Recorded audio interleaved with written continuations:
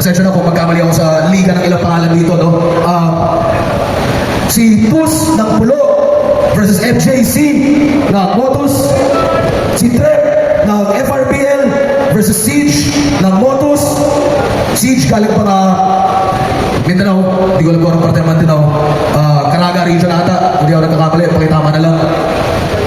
Sagdasa ng Pulig Salitaan at Ikay Likha versus Keto ng Motus. At si Oxfam ng FRPL versus Osarugami. Mukhang excited kayo doon. At Light Lupa Tournament, si Didel versus Mixon. Si Jabo versus Sisig. Si Yagi ng Davao versus Deadline ng Iloilo. Ang isang nautod na matchup dati na si K3U versus Secreto galing Jensan. At para sa huling laban ng Day 2 ng Right of Way sa dito, M-Site versus Article Clip 10.